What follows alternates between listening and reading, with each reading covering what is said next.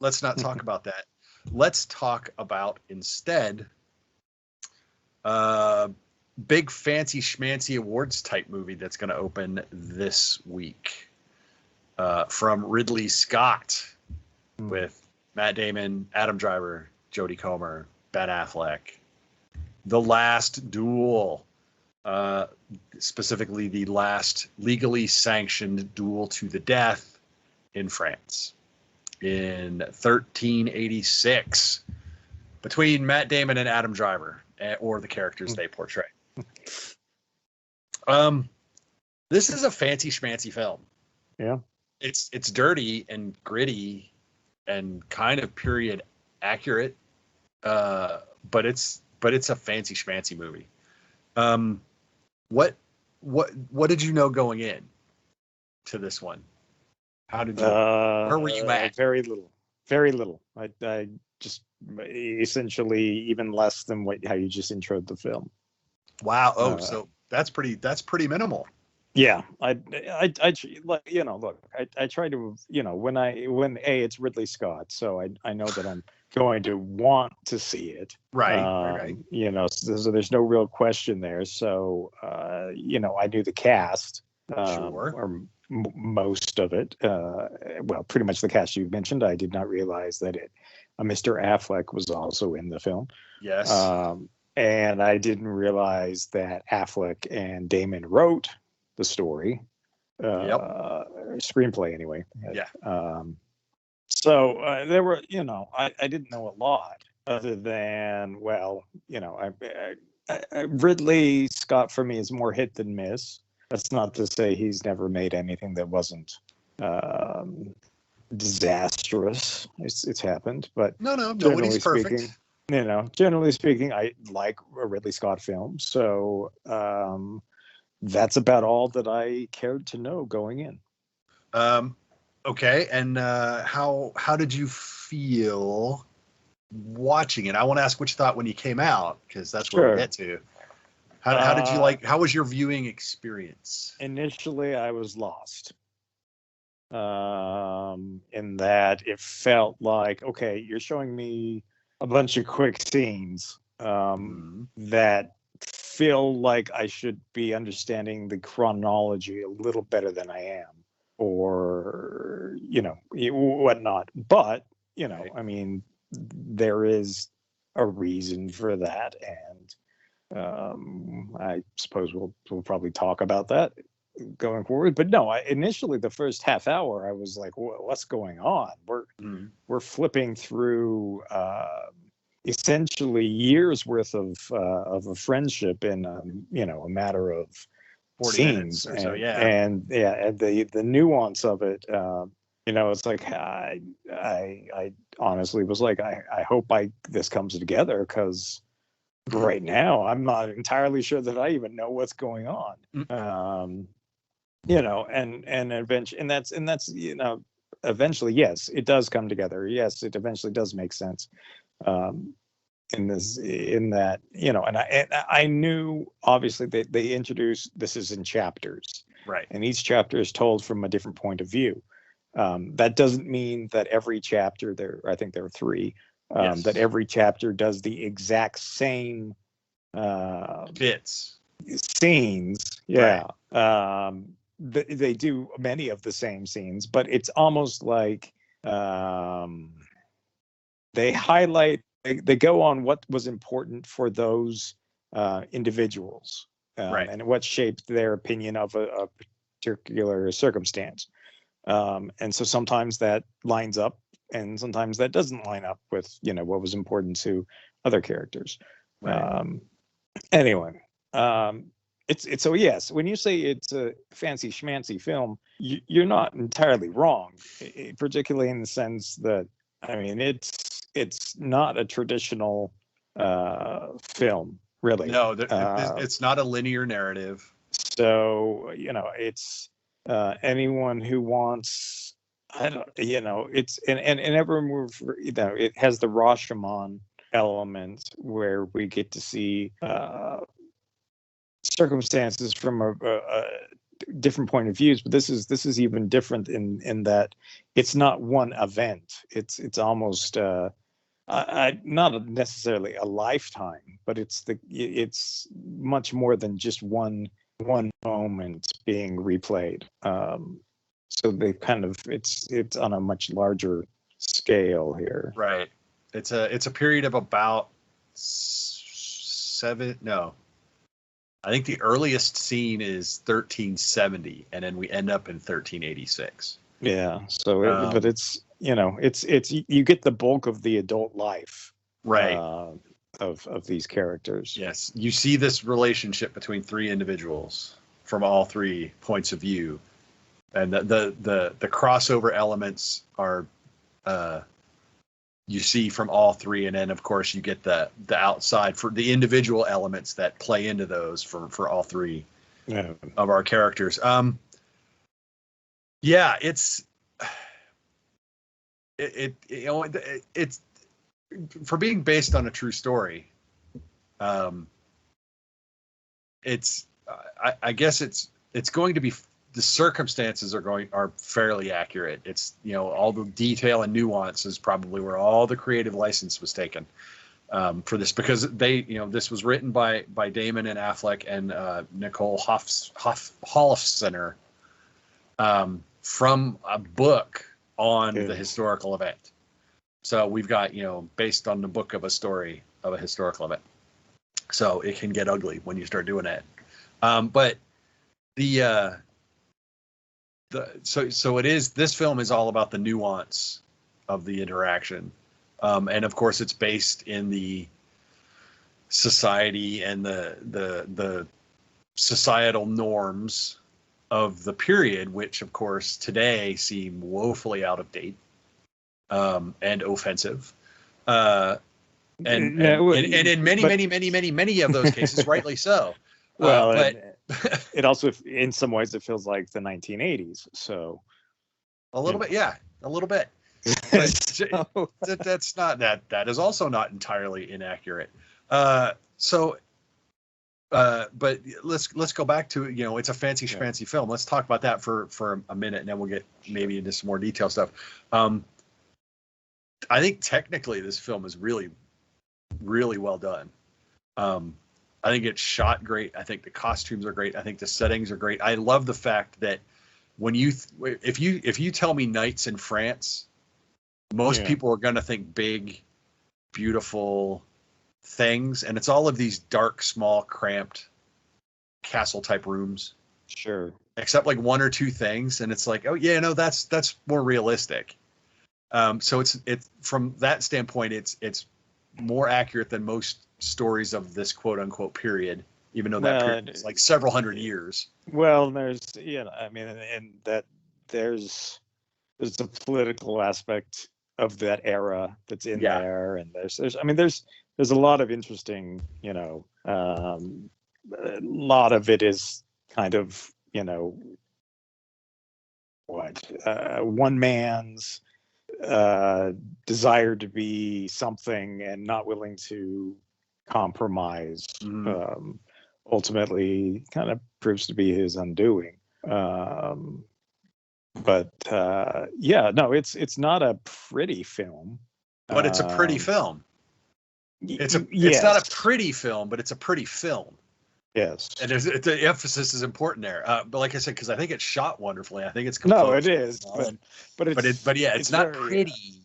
It's very filthy and dirty and grimy, and we're used to seeing royal courts feel very, grandeur and whatnot, and that's not really what's going on here. No. I mean, obviously, luxury was radically different in those days. Yes. Yeah, there you go. Yeah, what is luxurious then is not luxurious now. Everything is relative. Let's talk about the performances for a minute. Damon and Driver are our two male leads.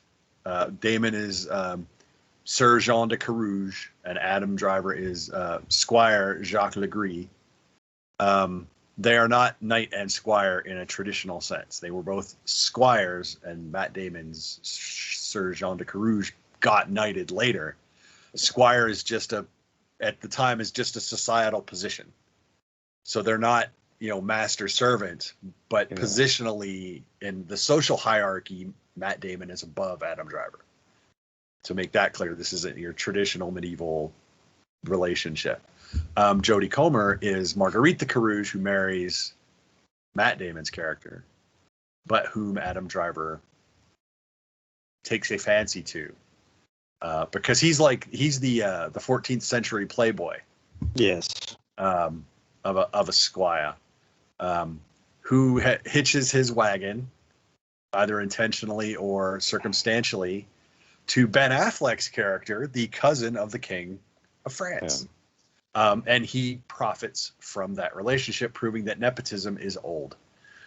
And it's who you know. So that shouldn't be a shock to anyone, right? Never, ever. It should not be. So this results from the accusation of rape. Yes. From Marguerite de Carrouges against Jacques Legris. And Matt Damon, who is jealous of Jacques Legris' societal successes, often at his expense, defends his wife and his honor and sues. And I love this whole thing is a legal proceeding. It starts as an actual lawsuit, but through connections and whatnot, it winds up being elevated to the king, and he asks for trial by combat to the death as a legal as a legal option, which at that moment it still was. It had not been outlawed yet. Yeah. It was not commonly used. Right, it hadn't been used, but it was still. It was one of those laws that was left on the books. Yeah. And so after this, of course, that went away. But yeah. So the film starts with their duel, and then we flash back to each character's version of the events leading up to the duel, and then we get through the duel, and we won't spoil how that winds up. Can I just say though, because there's the accusation of rape, there's the before that event, rape or not rape, depending on whose view you're looking at, in which particular chapter, we see how the male-dominated society and relates to the women, because we see the foreshadowing of that sequence of events earlier in the film. Yes. So when that event happens, we see how it's going to play out, and then afterwards we are made to understand that was a norm almost of training. If you remember the bit where she made the normal protestations. So it's this weird, we get to see this weird societal evolution and how and why everyone looked at things the way they did. Now, obviously, you accept a certain version as you get to the end of the film, even though you can kind of figure it out from another version that maybe he's not quite remembering that right. But so Jodie Comer, last seen in Free Guy. Okay, this is a weird statement. And I want you to understand what I'm saying, because I'm going to start it with the word paradoxically. Paradoxically, Jodie Comer is the Guinevere that I never knew I needed. When this film started, so like the first third of the film, I'm watching it and I'm like, she is literally the Guinevere that I never knew that I needed. Obviously, the circumstances through the film are different. But I was just like, this is the medieval princess that I've been waiting for my entire life. So it was just very strange. And I understand that that's weird given the context of the film. But I have to make that observation because she's just so good in it. And her character, personage, however you want to look at it, is just so good. I was just like, oh my God. This is a woman that men would marry for position and or take a fancy to and or rape later down the road, or attempt to seduce, if depending on who you are in this film. So yeah, so paradoxically, she's my favorite in this. It's somebody afterwards, and I don't like to mention other critics by name because I don't want to misattribute to them my interpretations of what they may have said. But one of them, we got in a discussion after the screening, and they were like, this film was too safe. And I was like, I don't know if it was safe or not. And they're talking, and the fact that Ridley Scott maybe didn't go far enough in presenting Marguerite's point of view or the feminine push. And I was thinking to myself, well, it's Ridley Scott and he's dealing with Matt Damon and Adam Driver. I thought her position, and both position of the events and position in society, was pretty clear. Yeah, dude, I agree with that. But I could see how perhaps some critics might want maybe more of that. But I guess it would depend on what, and that becomes the argument. What was Ridley Scott trying to do? Was he trying to portray two men at odds, and this is the catalyst, or was he trying to portray the larger societal picture using these guys as you know what I mean? So I guess it depends on what you were expecting him to be trying to do. I guess, yeah. I mean, I for me, the men kind of hijack the story. It's really her story, but but the way society is set up, the way things, it's the men constantly taking the story from her, in many ways. And that was kind of the argument. Now, should the film have allowed them to do that, even if history did? I don't. It's kind of the argument. And again, it goes back to what is Ridley trying to do? Well, and I think he's commenting on the past as well as contemporary society, and I think he did a really kind of a frighteningly good job of. I mean, I certainly came out thinking about things that I never would have expected to be, thinking of self-criticism and lots of stuff. Anyway, so you think it was intentional, allowing the men? Okay, 100%. But having had that pointed out to me before, I can see where people might have a problem with that. But like I said, I would be interested to know what he was.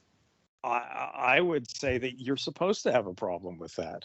You're supposed to be like, that's what this kind of film is about. But does that make it okay? Does that make it a lesser film, though? No, I don't think so at all. I think it makes it a more relevant film, because I think that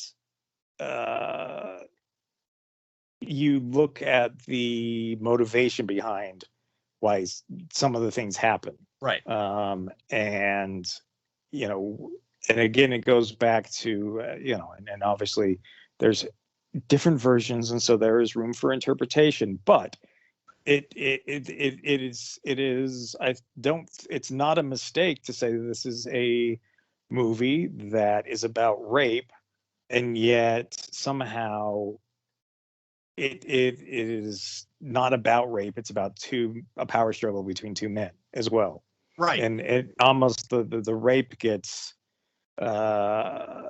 Which the movie should be about that, but it's and to her dismay, and I think the audience's dismay, it's not. It takes a turn into being something else, and I think that's a pretty powerful statement that's being made. That's awesome. Thank you. I wondered if I was in or out of, because I was thinking along the same lines. No, I mean, I think that's them all commenting in and it makes me, look, there's, in some ways, Matt Damon's character is a standing up for women, but he's really not. And I think that's kind of the point of the movie, is that this guy, in a lot of ways, his story can look at him as this person who dueled to the death to, um, to prove his wife's innocence and whatnot. Right. But Right. but his motivation is not that pure. And No, so it's definitely wider ranging than that. So I mean, it's just I thought it was just a very interesting, and to me that's a better film actually than if it's just about, good intentions, or if it's just about her story, because Right. I think the point of it is that even in her story she's relegated to a supporting character. Right. It's literally this is her movie, this is her story, and she's a supporting character. Right. Yeah. This and The Green Knight are now like my favorite movies this year, which is funny because now it's two medieval movies. But I came out and I said this movie was perfect. I came out and it might not be perfect, but it's still pretty darn close. But despite the fact that it's a non-linear construction, it's still a pretty conventional film in the characters and their motivations and action and consequence, and the way it's shot. And so one of my comments was that this, as if the film is perfect, the film is as perfect in that conventionality as The Green Knight was perfect in its unconventionality. Sure. And so that was like my one arty farty comment after and so I don't normally come out with movie poster quotes. Sure. But that's as close as I was going to get. It's a conventionally unconventional film, whereas The Green Knight is just unconventional all the way around. And this film, The Last Duel, this is like that rare combination of like Oscar bait meets Oscar worthy. Because there's a lot of names and technical fiddly bits that should get checked come award season for nominations at least. And you look at it and you go, yeah, well that's probably what they wanted. And yeah, so we have bait meets worth. And so I think this is going to be an interesting force moving through award season. Yeah, it's going to be yeah, I think there's acting nominations here. Absolutely. Other than that, we'll see. But I mean, it's kind of the year of Jodie. So this is her coming out celebration. This is her kind of graduation into she's going to be a huge star, I think. But yeah, 3 years ago this year would have been Harley Quinn. Yeah. Margot Robbie would have, when Margot Robbie has her years, that would have been 3 years ago. This year this is her year. Yeah. You're right. And it's we're seeing range. Anyway, but yes, I think the film, the thing that's nice about the film is it will, it inspires conversation. It's a film it's about nuance. Because in a lot of ways, I mean, the three interpretations of something aren't that different. So you're seeing scenes and it's like, well, okay, it's only different here, or it's I mean, it gets different little coloring here and there, rather than this is the events are radically different. This is it's not about radically different. It's about again, the nuance of consent, which is very timely. I mean, there's a lot of stuff in there that it isn't a stretch to see how it relates to contemporary times. Yeah, true. I don't know. I think it's a pretty smart film. I do think it has great performances. Like I said, my initial thought was, what in the world? There was a sense of confusion for a little while there, which is fine because it does come together. If it didn't come together, that's something entirely different. Right. But right. Once everything, I don't have to know everything at the beginning. Let's put it that way. It's perfectly fine for me to feel lost in a movie or a narrative for a relative, even though half a movie or even beyond. But if at the end it doesn't come together, that's where it's problematic. With this one, that's not an issue at all. Yeah, true. It's and I think it's a film that begs to be watched more than once. I think that there are probably aspects of it that you won't, because again, it's all about nuance. And I think there are things that you'll probably see in a second viewing that you didn't necessarily see in the first viewing, and you'll probably, I don't know that you'll change your opinion of what happened, but I think it will change somewhat, how you see things. Right. I don't know. I mean, to me, it's a fascinating film. Yeah.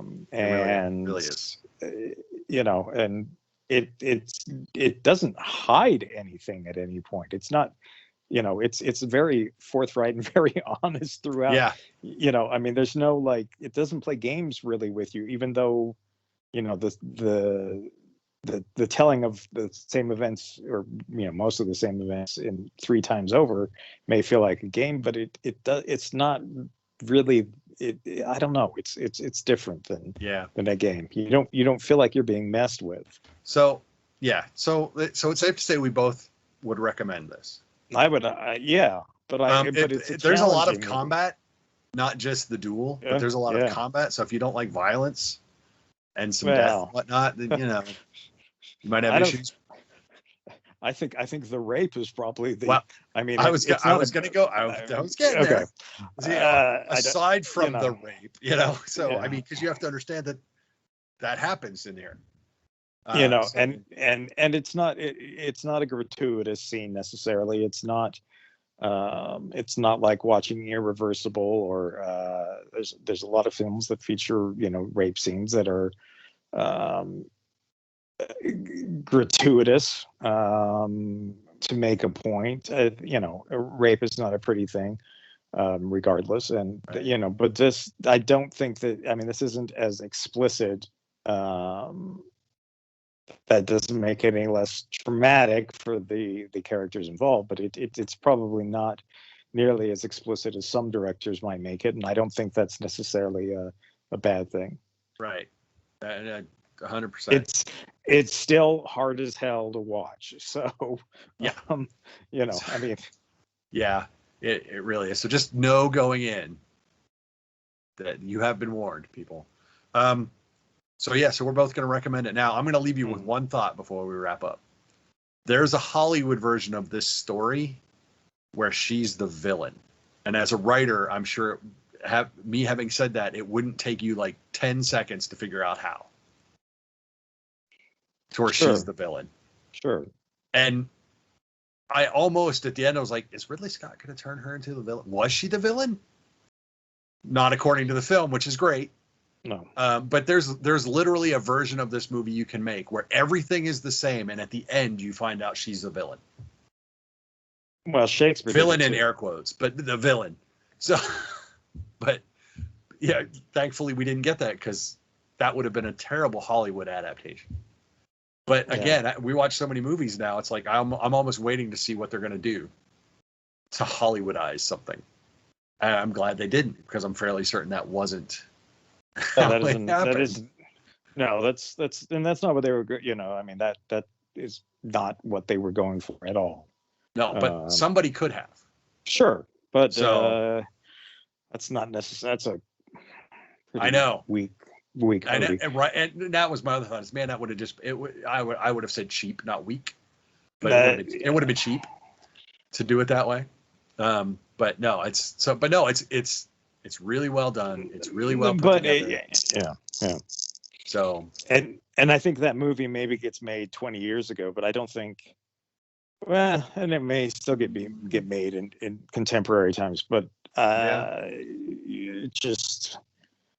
And I see exactly where you're coming from. But but then the movie's completely different. It's about something entirely different. it is about but it changes the meaning of the movie, but literally the rest of the movie can be exactly the same. You could have just changed the end, which I'm again glad they didn't. Like I still consider this, if it's not a 10, it's a 9.5 for me. It's just a really tremendous movie, and I'm really glad I saw it. It's probably Ridley Scott's best in a few years. I'd have to go back and look and see what he's made came out recently, where and when. But yeah. Oh, hey. But I mean, it's a stronger film than we've seen from not that Ridley's films haven't been very strong, but this one, every once in a while he nails it, and it kind of feels like this one is one of those. Yeah, everything was clicking on this one. So there you go. That is The Last Duel, in theaters only, I believe. Friday. So not streaming. Go see it on a big screen. It's really good. So we've got lots of movies coming out. What do we have? Dune.